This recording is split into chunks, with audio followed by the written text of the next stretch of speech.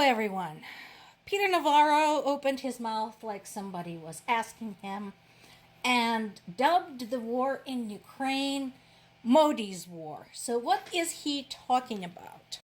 He is, of course, talking about the fact that India is one of the countries that continues to buy Russian oil. Now, as I mentioned in the past, I do not approve that.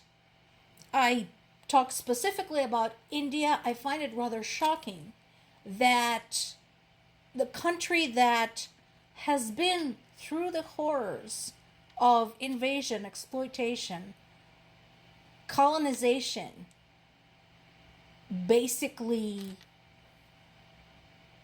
unprecedented amount of torment inflicted on its people, and the mining of its natural resources, which basically constituted a gigantic case of theft, how a country like that would not have compassion for Ukraine. But that's aside from the subject. That's besides the point. They are what they are today, and they buy oil from Russia. But how does that make it Modi's war? Or why is it just Modi's war? China buys oil from Russia. Slovakia buys oil from Russia. Hungary buys oil from Russia. So why is it Modi's war and not any of the leaders of those countries' war? But we don't want to step on China's toes or Hungary's toes because they're out there for us, basically trying to convert the rest of the world to their way of thinking and their way of life. We cannot step on them. But India, yeah, sure. I mean, this is absurd.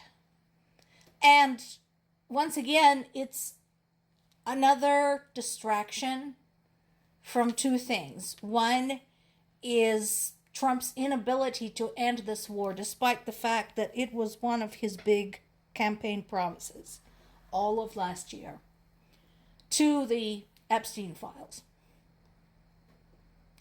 Now, having run out of people to blame shit on in the United States, they decided to find some outside of the United States. Let's blame India for the war between Russia and Ukraine, or to be more precise, for Russia's invasion of Ukraine. There's been another massive strike on Ukraine's capital, Kyiv, as well as in other regions. The one in Kyiv is the biggest. And, UK says, Russia, you should stop. Guys, get it through your heads. It will never work. Telling Russia anything is not going to work unless it is accompanied by brute force.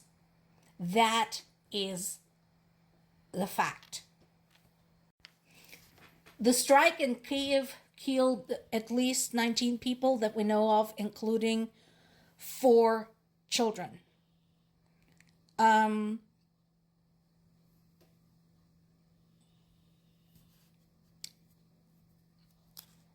Russia's UK ambassador has been summoned over the attacks and questioned over the fact that British Council building and EU mission buildings were damaged. And once again, Zelensky is not saying anything earth-shattering. It's just obvious. Russia prefers to choose ballistics instead of the negotiating table. Of course, as usual, Trump said he wasn't happy but not surprised. Really? Really? Aren't you the guy who gave them 2 weeks on top of 50 days, on top of 100 days, on top of 24 hours to get this whole thing resolved?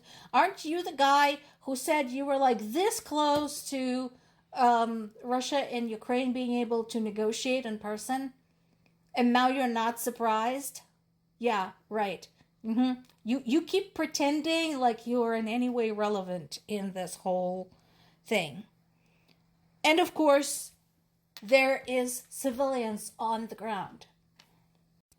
People who have family ties, people who have jobs, who have kids, who can't just pick up and leave. And besides, as I mentioned before, truth be told, there's nowhere in Ukraine that they can leave.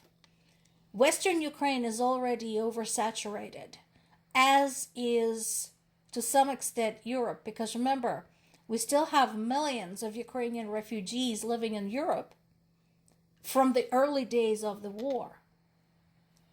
So there is nowhere for these people to go. The last but not the least is the thing that I've been pointing out, is that Russia refuses to provide green corridors to evacuate civilians from the dangerous areas.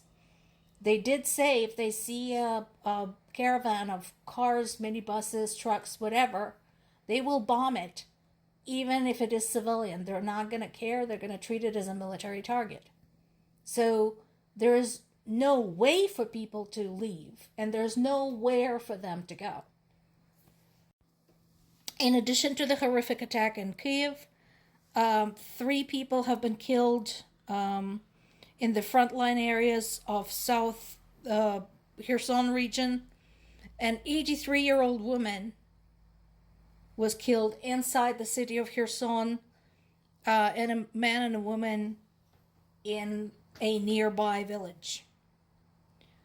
There were more people injured. Again, since this was such a massive attack, we're still getting an estimate as to how many casualties there were. And again, how is this an indication of any desire for peace? Again, remember, this is not a military offensive. This is not a new operation at the front line. This is a systematic, intentional targeting and extermination of Ukrainian people. The last time I checked, that is called genocide. More to come.